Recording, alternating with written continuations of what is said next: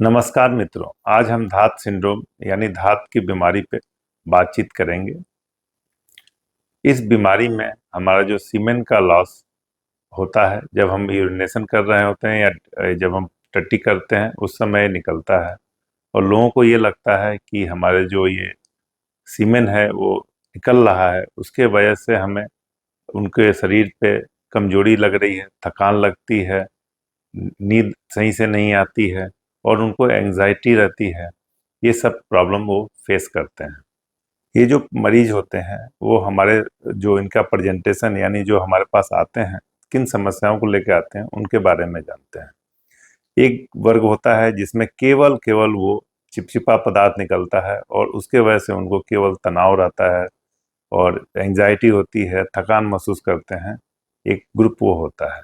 दूसरा ग्रुप वो होता है जिसके में ये काफ़ी साइकोसोमेटिक डिसऑर्डर्स होते हैं, वो डिप्रेस्ड रहते हैं, उनके मसल्स में काफ़ी पेन रहता है और अच्छे से काम नहीं कर पाते हैं, थकान महसूस करते हैं, काम करने में की इच्छा नहीं होती है। और जो तीसरा ग्रुप होता है जिसमें कि वो इसको अपने जो प्रीमैच्योर इजैकुलेशन, इम्पोटेंस, इन सब चीज़ों से जोड़ लेते हैं। उनको ये लगता है कि ये जो चिपचिपा पदार्थ है ये वीर्य निकल जाएगा तो वो नपुंसक हो जाएंगे और वो सेक्सुअली एक्टिव नहीं रह पाएंगे। इसके अलावा जो हमारा यंग एज ग्रुप है, जो युवा पीढ़ी है, उसमें जब ये उसको लगता है कि ये धात सिंड्रोम से ग्रसित है तो उनमें उनका मन पढ़ाई में नहीं लगता है, कोई भी काम सही से नहीं करते, हमेशा थके थके रहते हैं, नींद भी कम आती है और उनको एक तरह से अलग, समाज से अपने आप को अलग समझने लगते हैं और उनको लगता है कि अब हमारे जीवन में कुछ भी नहीं बचा है और हम कुछ नहीं कर सकते। जो हमारे ये मरीज होते हैं वो उनके अंदर मिसकॉन्सेप्शन होता है कि इससे हमारा वीर्य या शुक्राणु निकल रहे हैं, जबकि ऐसा नहीं है।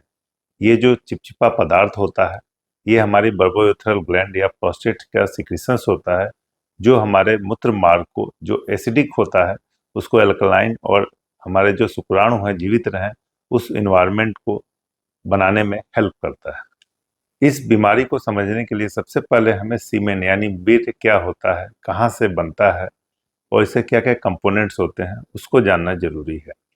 हमारा जो सीमेन होता है उसमें 15 से 20% स्पर्म यानी शुक्राणु, जो हमारे टेस्टिकल्स होते हैं, अंडकोश होते हैं, वहाँ से बनता है।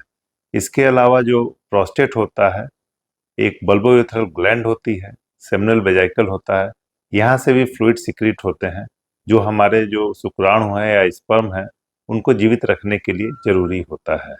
हमारे समाज में एक मिथ है कि धात सिंड्रोम एक बहुत ही प्रॉब्लमेटिक बीमारी है, बट ऐसा नहीं है। जैसा कि हमने पहले भी आपको बताया है कि इसमें शुक्राणु यानी स्पर्म नहीं निकलते हैं, ये केवल एक नॉर्मल सिक्रीशन है जहाँ बल्बोयूथेरल ग्लैंड या प्रोस्टेट से या सेमिनल वेहिकल से जो निकलता है, जो हमारे शुक्राणुओं को या स्पर्म को जीवित रहने में हेल्प करता है।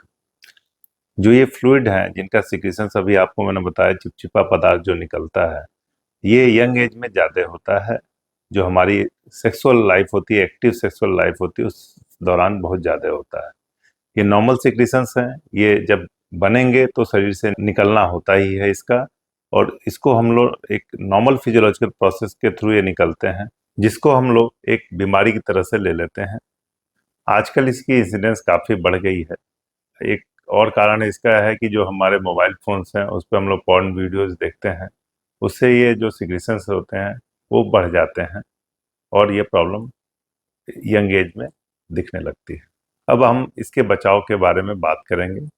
तो इसमें सबसे पहला यह है कि इनके सिक्रीशंस को कम करने के लिए हमारा जो थॉट प्रोसेस है, जो हमारा पॉर्न वीडियोस देखते हैं या उस तरीके के जो विचार आते हैं, उससे बचें हम लोग।